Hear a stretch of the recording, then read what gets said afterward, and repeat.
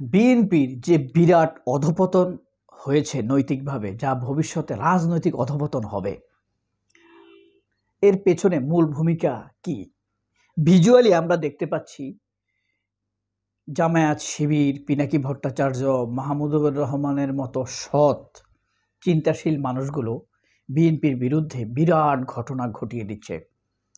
পরিষ্কারভাবে কিন্তু তাই মনে হচ্ছে। এই ধরেন জামায়াত ইসলাম, ছাত্র শিবির, পিনাকি ভট্টাচার্য, ইলিয়াস হোসাইন, মাহমুদুর রহমান, চৌধুরী শাহাবুদ্দিন,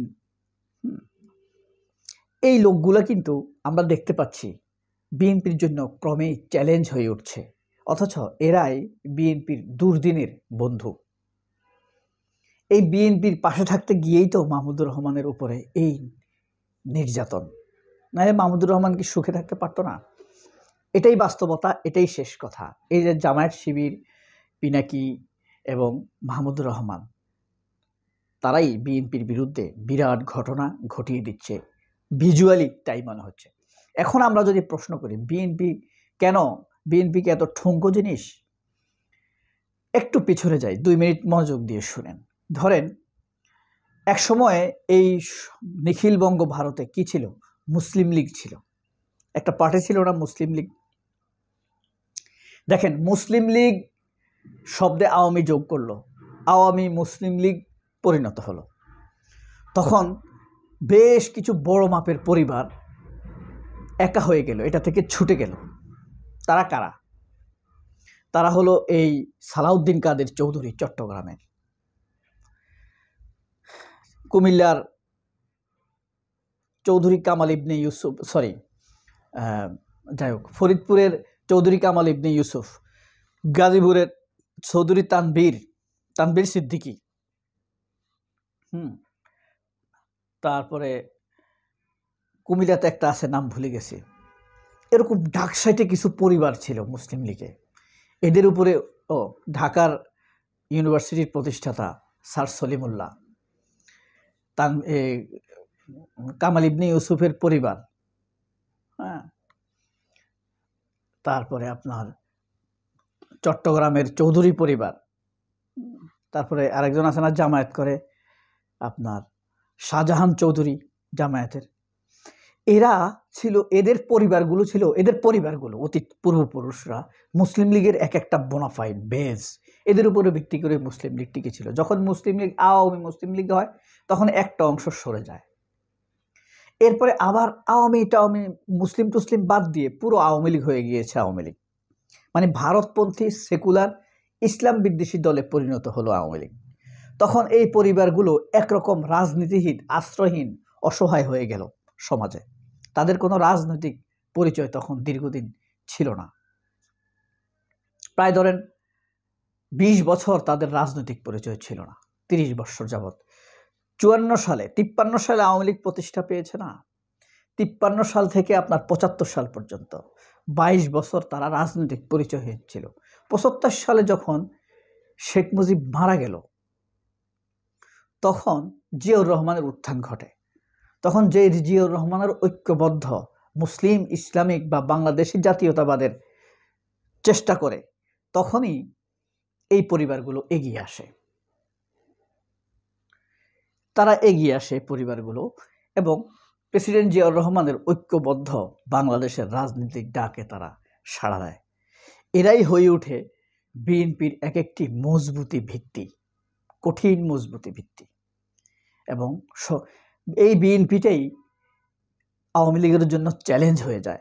আমরা দেখছি এরশাদ কিন্তু ক্ষমতা থেকে যাওয়ার পর আর সেভাবে টিকেনি। নানান মুনাফিকি, রাজনৈতিক ছলচাতুরি, প্রতারণা, ব্যক্তিত্বহীনতা করেই বিভিন্ন দলের সাথে তাদেরকে টিকে থাকতে হয়েছে, অথবা ভারতের শক্তির একটা ক্রীড়নক হিসেবে তাদেরকে টিকে থাকতে হয়েছে। এখনও তাই করতে হচ্ছে, কিন্তু বিএনপিকে তাই করতে হয়নি। শহীদ প্রেসিডেন্ট জিয়াউর রহমানের শহীদ হওয়ার পরেও মাত্র 10 বছর পরেই খালেদা জিয়ার নেতৃত্বে ক্ষমতায় এসেছেন। এর কারণটা কি? কারণটা হলো এই বনেদি পরিবারগুলো। আপনি জানেন, চৌধুরী কামাল ইবনে ইউসুফের এক পরিবারের ট্রানজ্যাকশন তখন 200 কোটি টাকা ছিল। কি পরিমাণ সম্পদ তাদের বহন করতে। সালাউদ্দিন কাদের চৌধুরীদের কথা তো বললামই না, তারা আধুনিকতার সাথে ছাপ রেখে নিজেদের আধুনিক ব্যবসা আধুনিকায়ন করেছে। তার সারা পৃথিবীর সাথে তাদের তেলের ব্যবসা, জাহাজের ব্যবসা। এরপরে আপনার এই তানভীর সিদ্দিকী, তাদের তো বিশাল বাংলাদেশের গার্মেন্টস ব্যবসার, আধুনিক গার্মেন্টস ব্যবসার পায়োনিয়ার বলতে পারেন সিদ্দিক পরিবারকে। তারপর আসাফুদ্দৌলা, বিশাল বনেদি পরিবারের সন্তান, কিন্তু এত মেধাবী ছিলেন, পররাষ্ট্রমন্ত্রী, তারপরে কোরআনের তাফসির করছেন, নজরুল সঙ্গীতের শিল্পী ছিলেন, গীতিকার ছিলেন, নিজে গান গাইতেন। এরপর একটা পত্রিকা প্রতিষ্ঠা করছেন, নিউ নেশন, তার হাতে প্রতিষ্ঠা, দুঃখিত, বাংলাদেশ টুডে, ইংরেজি পত্রিকা। তো এত প্রতিভাবান ব্যক্তি বিএনপির পেছনে এসেছে, যে কারণে আওয়ামী লীগের চ্যালেঞ্জ মোকাবেলা করা বিএনপির জন্য সঠিক হয়েছে। কিন্তু পরবর্তীতে বিএনপিতে ধীরে ধীরে মান্নান ভূঁইয়ার মতো ভয়ঙ্কর বামেরা যখন আসতে শুরু করে, তখন তারা পরিকল্পিতভাবে এই সকল শক্তিগুলোকে দূরে সরাতে থাকে, এদের সাথে দূরত্ব তৈরি করে। আপনি চৌধুরী কামাল ইবনে ইউসুফের পরিবারের কাউকে নমিনেশন দিছে কিনা কোনো খবর আছে? সালাউদ্দিন কাদের চৌধুরীর এই যে হুম্মাম কাদের চৌধুরীকে বিএনপি নমিনেশন দিতই না, যদি এখন তাদের এই শক্তিটুকু না থাকতো, অথবা ইমেজ, জনপ্রিয়তাটা না থাকতো, দিতই না। এরপরে আপনার রাজশাহীর মিজানুর রহমান মিনুর পরিবার, মিনু পরে বাম রাজনীতি করছে, কিন্তু মিনুর পরিবার মুসলিম লীগের পরিবার।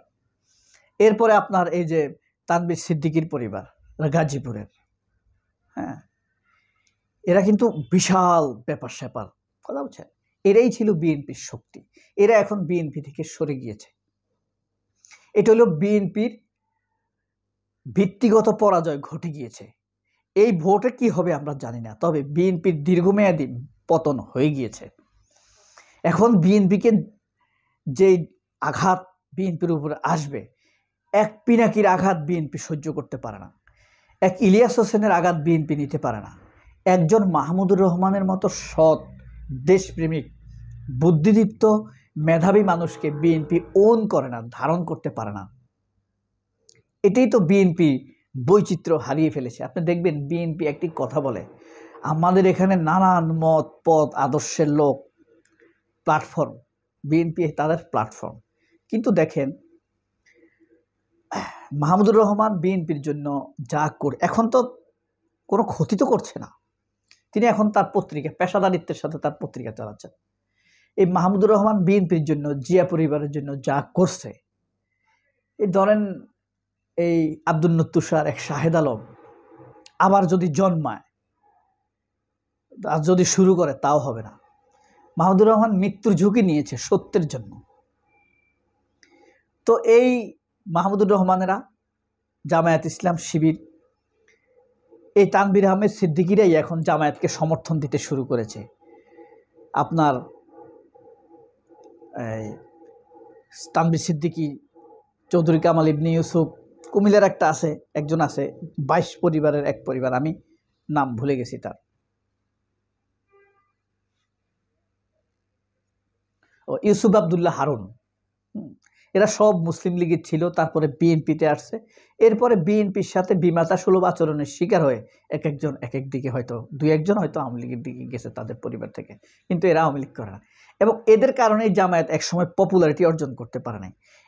এরাই এখন জামায়াতকে একটি পপুলার ভিত্তি দিচ্ছে, জনপ্রিয় ভিত্তি দিচ্ছে। তো এই জিনিসটি সামনে নিয়ে আসছে পিনাকি, জামায়াত শিবির জনপ্রিয় হয়ে যাচ্ছে। জামায়াত শিবির এই কারণে জনপ্রিয় হয়ে গেছে, মজবুত ভিত্তি পাচ্ছে। সবাই অনেক ভালো থাকবেন। আল্লাহ হাফেজ, আসসালামু আলাইকুম।